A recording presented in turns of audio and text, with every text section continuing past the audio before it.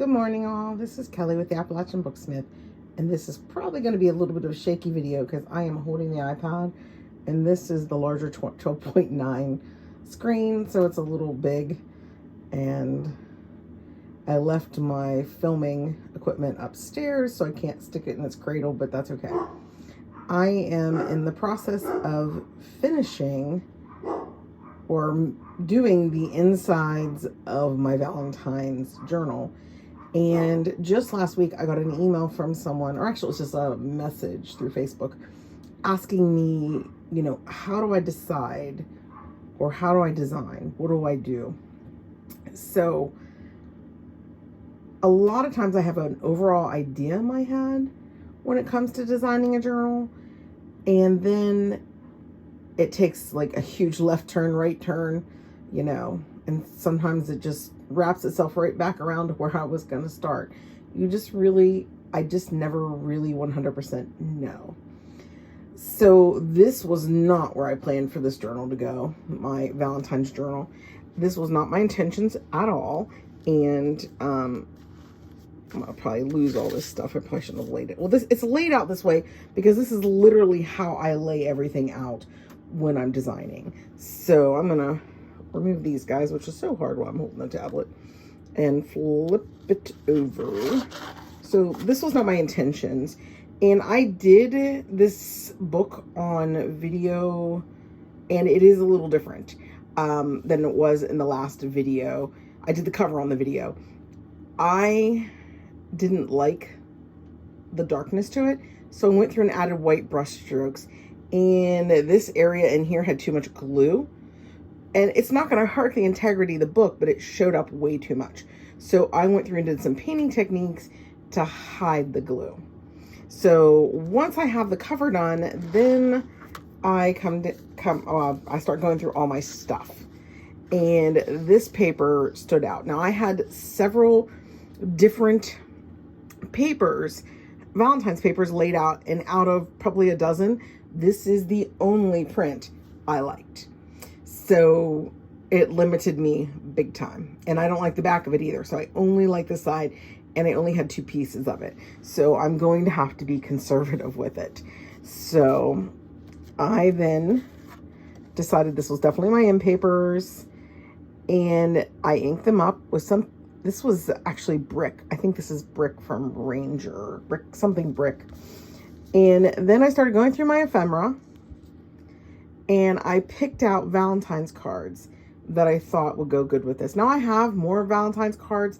I have the ones with the cupids. I have printables. These are not printables. I'm going to go ahead and just use these in there. And I chose one for a tag, one for each signature. And then I fell in love with this little guy. There's a little folding card under here. And he's going to actually be a page in one of the signatures. So that's the steps I take from, I figure out, okay, what is my main color theme? What is the main pattern I'm going to use?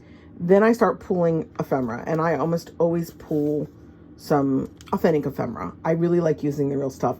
That's why I go thrift shopping. That's what I'm into. It's what I really like to do. So then I started looking at my ribbons, and I fell in love with that. And I actually have several different pieces in that color, and I'm excited about. After that, I get the idea, and these are my, this is it. This is my palette of colors I need. Well, then I start going through my papers. And the first thing I do is I always look for some solid paper. So I found this pink, which I'm going to ink it up a little bit. I found this cardstock in this like baby tealish color that matches the greenish mint tealy color in here. And then I usually go for a paper that's a little more sturdy, and this is a really nice high-end parchment paper. I'm then start looking for textures. I want to add texture, so I look for papers that have textures and things like that. And then I go through my lace. So far the only thing I've pulled is this. I'm still in the process of pulling everything. I just wanted to kind of show you all how my brain thinks. And I do, how my brain thinks, that could be scary. I do lay everything out like this. And I don't know if it's from being an art major in college once upon a time or what, but I like and a quilt maker too. I like to lay it all out in front of me. So what I'm getting ready to do next is I'm going to go through all of my music books, and I'm going to try to find, I have several actually books that are children's music books, piano books, and I'm going to try to find some sheets of music that match this. And I'm going to look for some lined paper, and then I'm going to try to pull some prints from all of my cardstock and my papers. As soon as I do that and I have it all laid out, I'm going to grab cardstock, I'm going to grab embellishments, and I'm going to start making tags and flips and things of that nature. I'm also going to grab the paper and start cutting it to the right size and inking it up.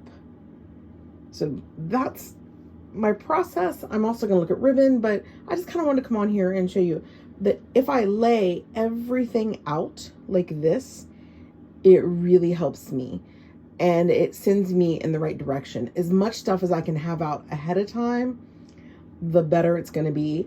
And yesterday I did not do much with journals. Instead, I worked on my room, and my room was quite disastrous. It's still not done.